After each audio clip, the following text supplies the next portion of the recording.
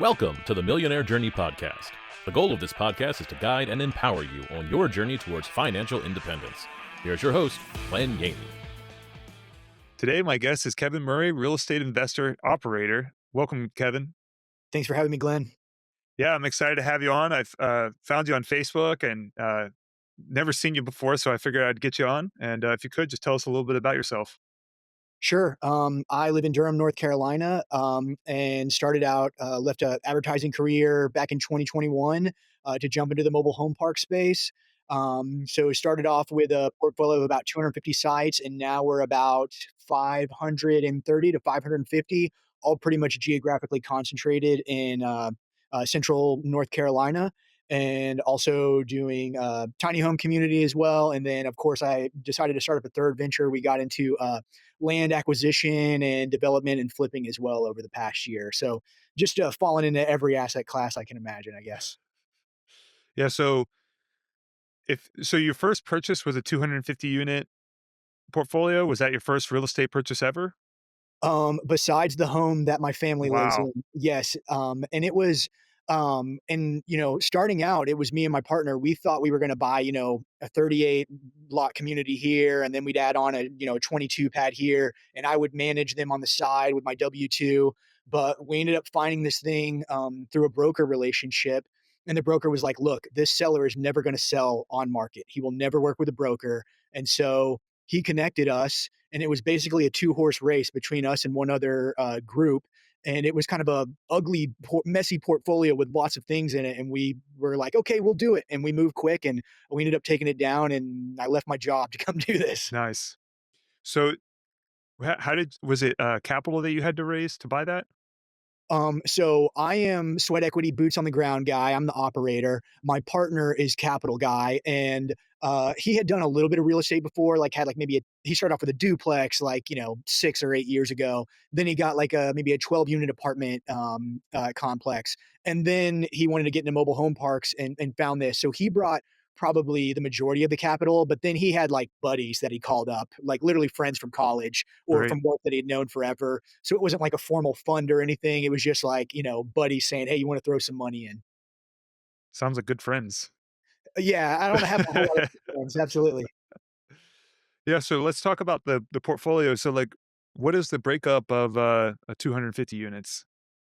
So the 250 units, it was almost all park owned homes. And 90s vintage home, basically, some, closer to 2000, some, 80s.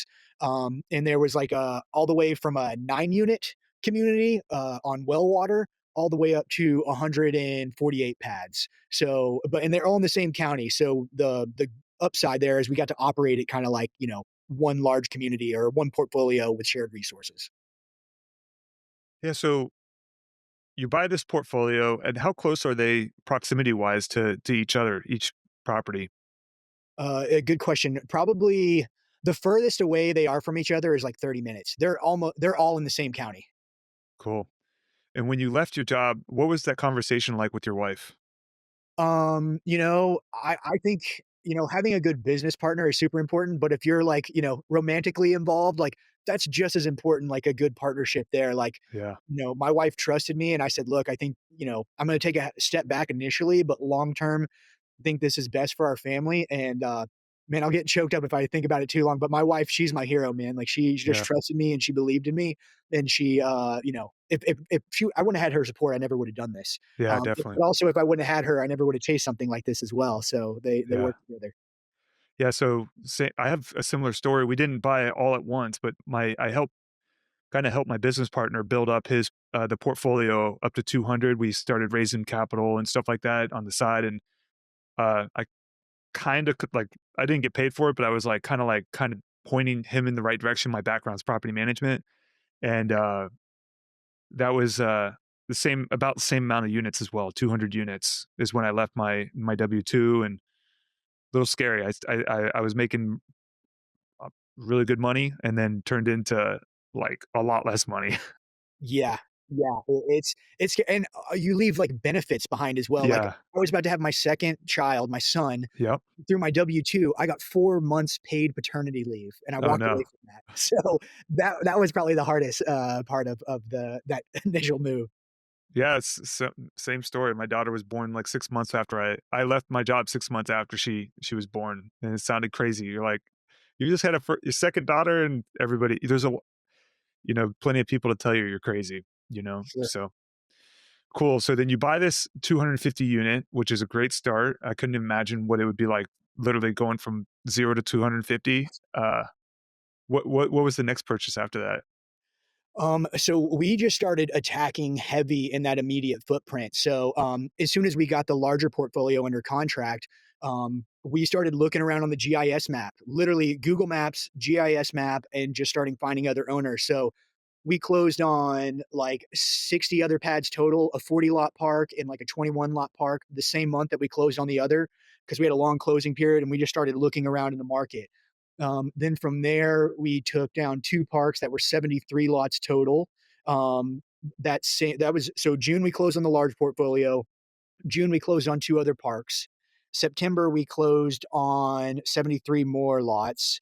And then over the next year and a half, it was like a 33 lot park, a 33 lot park, 33 lot park, Wow, 17 pad park, and a 45 pad park. And so that's where we're at now. that's awesome. So impressive. And how long did that take? So we started in June 2021, and we had our last closing in September of 2023 is the last thing that we closed on. So it was like, it's kind of like you're catching everything that's ready to be sold right then, and now we're just kind of circling the basket, hoping to catch some rebounds when other folks that we've been in contact with are finally ready to sell. So we're kind of almost like depleted our initial, pool of opportunities in that immediate footprint. It's mind blowing how close our stories are. I started about the same time, May of 2021 as well, doing the same thing. And we bought our first syndication, our 50 units was in May of 2021. So tell us like about what your day to day is like. If you're, I mean, are you working with residents? Or are you working with? Do you have a property manager? How does that work? Yeah, great question. And it looks very, very different now. Now I'm 3.5 years in than what it looked like in June of 2021. In June of 2021, I was working probably 60 to 80 hours a week. When we first started out, I was literally knocking on doors of people that, the previous owner, like, kind of let it was during COVID too. And like people weren't paying their rent because there was like state credits and all this stuff. Like it was a mess. So I was knocking on doors, handing out leases, collecting rent, and it was very mom and pop, everything we bought. So literally they had weekly renters or monthly renters that would come through a drive-through window and pay with a check or cash or whatever. So that first little bit, it was me just drowning and going like, okay, we got to get everybody paying online or, paying at Walmart or whatever. So it was getting systems and processes set up. I was like, okay, I'm the leasing guy. I'm going to get everybody released and I'm going to get everybody paying this way. And then got that up and running and then training the property manager on it. Then moving to the next thing, like maintenance coordination and on down the list till I basically did everything in the business except swinging a hammer because you don't want me doing that. Yeah, And then building out SOPs and then training people. And so now we have a team of there's 2 women who work at our office near our communities. We have a centrally located office. They handle leasing. They kind of oversee some capex projects as they come up. We've got finance people who work remote here in the states. I've got a guy that's based out of Mexico, a remote worker who handles all our current tenant communications. So he does like collections and he communicates violations and like any incoming things that come in. And then we've got boots on the ground, like 3 to 4 maintenance guys full time, and then some kind of permalance contractors. So now, what my day to day looks like. I mean, honestly, I started up another business because I was down to like probably 15 to 20 hours a week. And if my wife heard me, she'd probably laugh because she'd say, 10 to 15. But we have a fine tuned machine and we're lucky to be like geographically concentrated to where now my day to day is we have a weekly check in every Monday where we're kind of going over like big issues like number of violations, where we at on rent collections, how many tours have we had of properties that we have for sale, things like that. And then we have a daily check-in for 5 minutes every day just to go over the daily numbers, go over any major issues. But aside from that, I don't do a ton on the mobile home park portfolio anymore. We just did a huge agency refinance that I kind of stick Nice. to that, but I'm not really in the day to day anymore. So how do you handle the park-owned homes? Are you guys selling those off? Are you keeping them? That's the plan. Like as they come up, we kind of have a triage system. Or like, let's say we got a unit that we inherited a tenant from the previous owner. It comes vacant for whatever reason. We go in and we go, do we need to crush this thing and move it out and bring a new home? Hopefully not a ton of those. Then we go, can we just like rip out the carpet and put in new carpet and paint it? Great. We'll keep it and we'll turn around and sell it. Then we kind of get the in-betweeners like, okay, do we want to sell this to somebody that we know can do a fixer-upper, kind of handyman special? Or do we want to, we've got some people, like if we have nicer homes or more prominent community or prominent spaces in communities, we'll get it to somebody who makes them really nice. Like they do a really nice turn on the inside, redo vinyl siding on the outside and like a metal roof, and then they sell it off and we sell it for super cheap. So our goal is to, yes, sell off homes over time, to, not have to deal with the maintenance, have stickier residents, all that, all the reasons that people want to Yeah. go from park owned home to tenant owned home. So when you guys do the vinyl siding, how much does that cost? Is it actually do you guys do it or is it somebody else that just does it themselves? We've done some of them ourselves, and that, you probably have, war stories like this, like all these things you've tried that you thought were going to work that didn't work or were too expensive, etc. Yeah. So there were some homes that were like metal on metal. So we'd get vinyl siding. And I'm gonna say it was like, 2,500 for the materials. And then we have our guys do it. But then we've Mm. got them for days working on that. And it's the opportunity cost of doing that versus something else. Then we started paying people and they would charge us like 2,500. So we're in five grand all Yeah. in on Yeah. mobile homes that you can sell for like, 24 grand or whatever. Yeah. Yeah. You don't really it's I've just come to the conclusion there's not a lot of profit to be made on the homes. It's just to get the lot rent as soon as possible. Yes, and that's our stance as well, and that's why we're willing to let them go for, a steep discount if Yeah. we know that we're getting good tenants in there, or if we know that it's gonna end up looking beautiful because this person over here that's just a mobile home investor can turn Yeah. around and do something with it. Yeah. So when you say you buy a park and it's like we'll just say it's 30 units and are you guys trying to and say all the units are in really rough shape. Is that something that you would normally like try to offload or you guys would renovate some or sell some or how does that work? Um, so I guess it depends on how rough it is. If it's something where like, um the girders and everything are like crumbling and falling apart, Yeah. like that's a heavy lift. So we've tried to do that before and it's like, okay, this is dumb. So we would probably like get those out of the park, give them away or have our team tear them down and then bring in new homes if the area would support it, if the park makes sense for new homes. Or we have good relationships with like used mobile home kind of like finders and flipper guys Yeah. and potentially work with them. Hey guys, if you want to learn more about our deals we're investing in, go to our website and sign up for our free ebook 10 Reasons Mobile Home Parks Outperform Other Real Estate Investments. We won't spam you, we'll just keep you updated on the podcast and the deals we're working on. Now, back to the show. So with the new construction, we've never done one, a new home. What is it like have you ever been able to sell it to make money or is it just that I mean, I would say that if you put like one or two new homes in your neighborhood or your community, it would be like it makes the whole neighborhood pop. You're like, "Wow, this place is nice." And it Yeah. could be like 2 out of 20 and then you make all the others in decent shape. It like brings the neighborhood together. Do you guys actually make money on the new construction mobile homes? We make some, not a ton, like, probably less than $10,000, Yeah.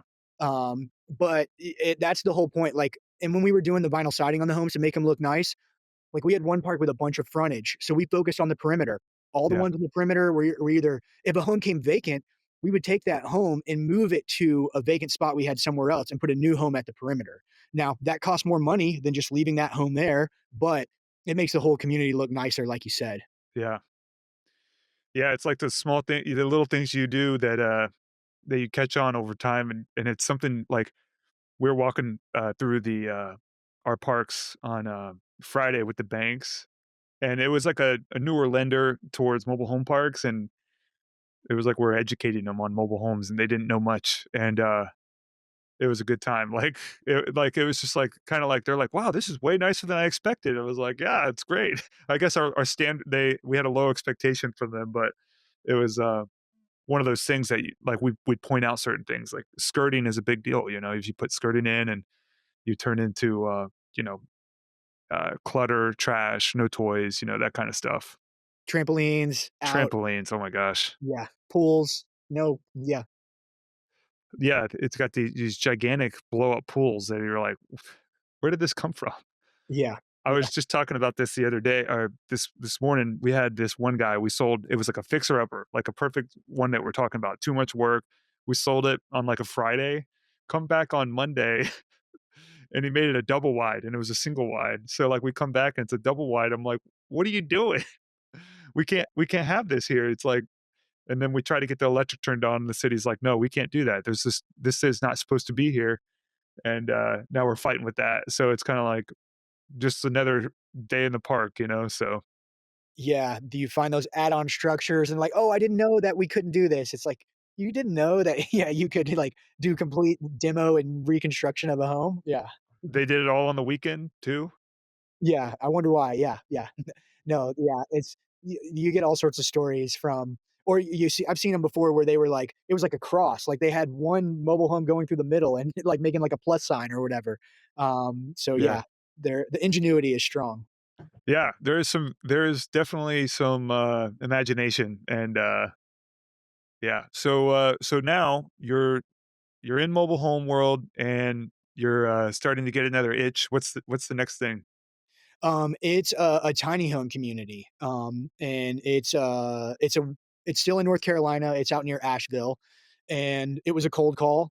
And almost all of our properties were off market or pocket listings. So this was also off market, and it's 95 sites that we purchased in December of 2023, and 95 sites on 50 acres, and on its face, it's a very similar, business, right? It's we own the land, they own the homes, we maintain the infrastructure, and they pay lot lease to us. But the tenant bases are very different. We work more in the affordable housing space for our mobile home parks. They're not lifestyle communities. A tiny home community, the one that we run, is very much a lifestyle community. Yeah, it's interesting, and generally with those tiny home communities, they're from what I've seen in Florida, is it's small RV parks that are converted over to like a tiny home community, and 95 units is gigantic. It would seem. So is it all like newer construction homes? Yes, there's a mix of like custom homes and like Clayton actually, who is a big manufacturer of mobile homes, are also a big manufacturer of tiny homes as well. But yeah, I mean, I think even in the guidelines that we inherited that we've continued to roll with is like if you're bringing in a home, it has to be at least no older than 10 years. Mm. Uh, so it's there was, I think a huge groundswell around tiny homes like probably 10 years ago. It's probably subsided a bit, but there is still a ton of demand for tiny home spaces and tiny homes, but not a lot of places to put them. Yeah, and then also the cool part about your park is it's 50 acres, Yep. which is huge. Yeah, it's beautiful. We've got like a chicken coop, we've got a community garden, we've got a clubhouse, we've got trails, we've got a creek going through it. So yeah, it's very and different tenant situations I'm dealing with. Like just for instance, like in mobile home communities, a lot of things we deal with is like, noise complaints or like maybe somebody letting their dog off a leash or whatever, and you got to get on that. And then providing the basics like safety security like very well. And tiny home community, at least this one of the most passionate debates we're having that I'm mediating is around the length of the grass. Some people want it like neatly manicured, like a golf course. And some folks want it to be wild. They don't want to mess with a natural ecosystem. And they, want it to literally be wild and like grow 3 feet or whatever. And neither of them are wrong, but it's just trying to find the right move in between the two that I'm navigating. So keeping the grass long would be a definite a cost saver, but but so with is it that the residents mow their own grass? Is that what's happening? No, we mow it, and we weed eat, but there's a lot of passionate feedback about, what should Oh, or shouldn't be done. So, we've reached out to a local, like, wild flora and fauna expert and brought them in to try and come up with an idea that makes sense for everybody. So, it's very different problems that I'm solving over here or mediating. But it's cool, man. I like we had one where there was a I am not joking. It was a rabid raccoon that the sheriff came and notified people like, hey, keep an eye out. There's some rabid raccoons. We got so many people like, hey, don't put the raccoon down. Like, a very humane. Here are some humane possibilities for how to deal with the feral raccoon. So it's funny, man. Yeah, I don't know if I would handle those very well. Yes, yes, yes, It's cool that they care though. absolutely. It's good to have a resident that cares and, uh, you know, we've had certain neighborhoods where it's just like you can't get them. You couldn't pay them to care really. And, I'm sure I have one in mind where it's like people literally like, it's it's like I wish I could it's hard to like it's an RV park and they like it's like they fight with each other, but it's because one's like smoking crack out in the middle of the street and I can't, and then we have to like evict them and then it turns into that person moves to another trailer and then it turns Sure. into bouncing around and that only happens at one park, thankfully. I mean, we've had issues like that with other parks when we buy them, but it just seems like there's this one park that's just like, man, just can't get the resident base cleaned up, you know? So, It can be tough overcoming cultures of communities that have yeah, been established for a long time. yep, We have we have one like that is like our problem child. That it's yeah. like, how do you change the culture here? That one was fun, man. I started and I think the delinquency was like negative 20,000. It was so bad when I started. It was like only a 30 unit community too. It was like it was so painful. Yes. Um so now you buy the tiny homes and then you ended up I think you got into land flipping after that? Exactly. Yeah. So we bought the tiny home community in December 2023. And it's similar operations to, mobile home community. So we can kind of redeploy. We can use a lot of the back office staff for all of that because it's similar operations. And then we sold some apartments that we bought in that initial portfolio and took the money off the table instead of 1031ing it. And so I took some of the money and I started up a land business, and it's been going for about 6 months now, and it's kind of changed, strategies and approaches a lot, but the general idea is buy land direct from sellers. So we're cold calling, cold texting, sending direct mail to, owners of land, and then turning around and dispositioning them. Whether we've got everything from like a half acre subdivision lot with utilities that we'll sell to a builder. We've got 30 acres that we're splitting into smaller parcels and selling them off, and then we've got like a 40-acre parcel that we're doing what's called a major subdivisions and what's called entitlement. So we're getting approved for like 90 something homes, working with the county engineers, surveyors, all that, and then turning around and selling it to a national builder. So real estate, but a very, very, very different business than mobile home communities and tiny home communities. So how do you go into like the whole process? Like where do you learn how to do that? So I hired a coach, and I like worked with a marketing agency to get me off the ground. It's kind of like a done for you model. Mm, And I did that for like the first 90 days. And then I brought the team in house. I brought it all in house. So I'm a build the plane while flying type of guy. So we did that with the mobile home yeah. parks and the Yep. tiny home community. And now I'm doing it in the land space. And you're basically building a marketing and sales machine versus mobile home communities. You're building like really an operations machine. So Yep. that's the big distinction. And yeah, we have a team of 5 people now on the land business, and starting to pick up some steam. So I'm really excited about the land side because in mobile home communities, like you're kind of capped at how many mobile home parks you can buy, right? Yeah. Um, Definitely. I think I've heard you say we've heard other people say like they're not making any more of them, or they're making very few, Yeah. and more are closing every day. But land, there's so much vacant land out there, and there's so many exit strategies. So that's what's got me really like kind of geeked on the land space. Crazy part about the land also is that it's like this piece of land, like say this could be my father-in-law has this small section of land behind his house and I don't know how he got it, but he can only sell it to like 3 or 4 people because it's like landlocked. Yep. So he can get it like subdivided and put it onto somebody else's piece of land. So it'd be like there's only 3 or 4 houses buttoned up to it. So it's only valued at what these people want to pay.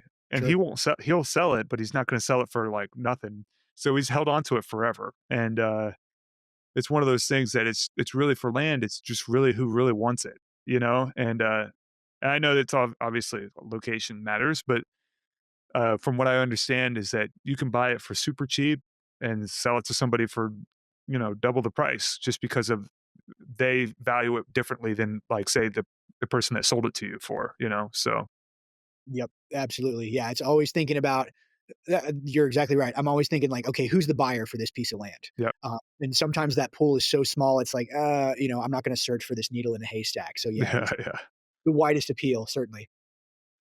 Cool. So where can people find you? You're welcome. If you want to chat anything real estate, I'm down to talk about something I've never heard of before. And there's a lot of things out there, or anything I'm doing right now. You can hit me up at Kevin, Kevin at 40oaks.com. That's 40oaks.com. I love talking about this stuff. I think there's a lot of, interesting people out there. There's people like yourself who are doing work to educate other folks out there and share this information. So appreciate all you do. And yeah, love talking to people in the space. So give me a shout. Awesome. Thanks for being on the show. Awesome. Thanks for having me. Thank you for listening to the Millionaire Journey podcast. Please rate, like, subscribe, leave a comment, and share with somebody you think would enjoy listening.